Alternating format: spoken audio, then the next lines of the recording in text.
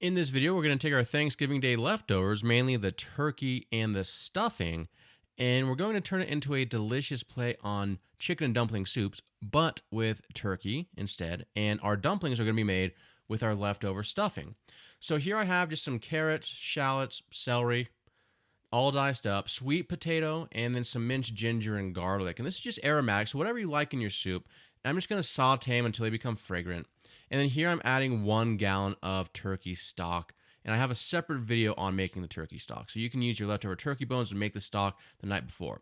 Now here I have about 3 cups of stuffing. So for every cup of stuffing, you're going to want to add about 1 egg. I might have a little bit more stuffing there. But don't worry about the recipe too much. Don't worry about the ratio. What you're doing is you're taking your stuffing and you're moistening it with egg. Now here, I decided to chop it up because I'm like, you know what, my stuffing is kind of chunky, so I'm going to chop it.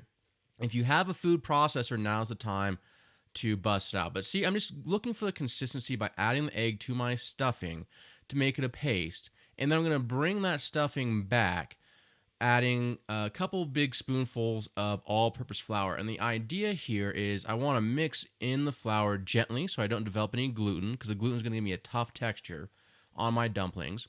And the actual moisture content that I'm looking for here is dumplings that I can form in my hand and that will keep their shape, but they're still going to stick to my hand. All right, so you don't want them super dry, because if they're really dry, that means you added a lot of flour and they're going to be dense and bready.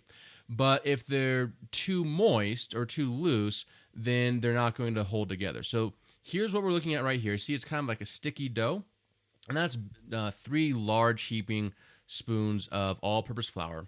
I know that's very technical, but again, everyone's going to have a different texture of their stuffing, right? Some stuffings are drier, some are wetter. I start with a wet stuffing, so I'm just making a paste with the eggs, all right? And I'm going to bring it back with some flour. Now, once I've done that, I'm just going to spray my hands, spray my plate with a little bit of nonstick spray.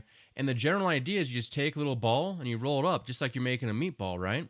So go through, spoon out all of your stuffing, and then come back and then just roll it together into small balls. And during this whole time, your soup is simmering on the stove. Now, for me, my aromatics usually take about 45 minutes to cook. So the carrots are now tender, the sweet potatoes are now tender. So I'm going to go through, I'm going to give it a quick skim to remove all that surface scum.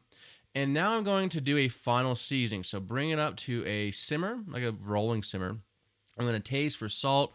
Now, I like to add fish sauce to a lot of my soups, just a little bit, because that fish sauce is going to add some umami and then some freshly ground pepper. Also, too, I'm going to add a baseline seasoning of salt. Even though the fish sauce brings some salt to the party, a little bit of salt in there to just elevate the overall seasoning. And you might want to check for acid as well. You can add a little dash of champagne vinegar, red wine vinegar. Now, once your soup base is nice and seasoned, go ahead and start dropping in your dumplings one at a time. But you can do it pretty rapidly. I'm just kind of throwing them all in here. And you can see my stock or my soup base is boiling. It's not boiling hard, but I have it at a simmer. And in the initial stage, you just want to kind of push them around very gently. And it's going to take about 4 minutes for them to float. Now, once they float, you know the dumplings are done. And now I'm going to add in my diced leftover turkey meat. Now, the reason why I'm adding it at the end is because the meat's already cooked, so I don't want to overcook it. So now my dumplings are done. They have floated. The turkey meat is nice and hot. It is time to plate. For an entree-sized portion, about 3 to 5 dumplings works good. So just ladle it in there, and then I'll just go back and rearrange the dumplings in the center and maybe pour a little bit of a extra broth over the top. Now, I like to garnish with a little bit of fresh minced chives and some smoked paprika. That just gives a nice visual pop and brings some fresh flavors to the soup as a garnish. And there you have it, simple turkey and stuffing dumpling soup. For supporting technique and information, please check out this episode's show notes found at stellaculinary.com/SNS23.